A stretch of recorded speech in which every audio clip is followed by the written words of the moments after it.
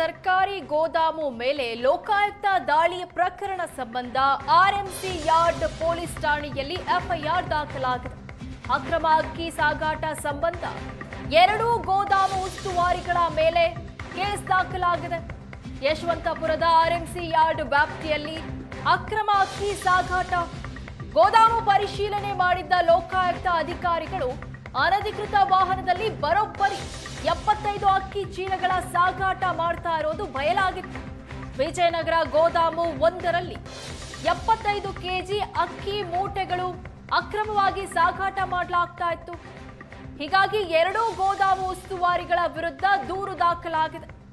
ಈಗಾಗಲೇ 5 ವಿರುದ್ಧ ಎಫ್ಐಆರ್ ಕೂಡ ದಾಖಲಾಗಿದೆ. ಏಷ್ಯಾನೆಟ್ ಸುವರ್ಣ ನ್ಯೂಸ್ನಲ್ಲಿ ವರದಿ ಪ್ರಸಾರವಾಗ್ತಿದ್ದಂತೆ ಎಫ್ಐಆರ್ ದಾಖಲಾಗಿದೆ.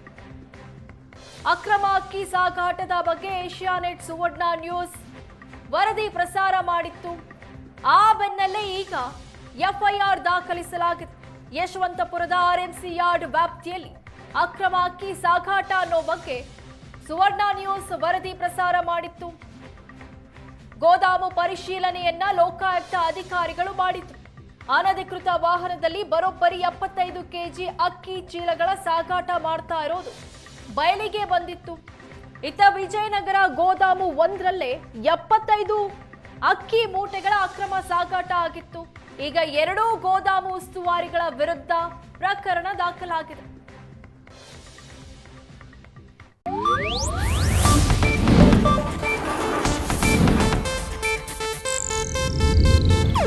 ಇದು ಏಷ್ಯಾನೆಟ್ ನ್ಯೂಸ್ ನೆಟ್ವರ್ಕ್ ಪ್ರಸ್ತುತಿ.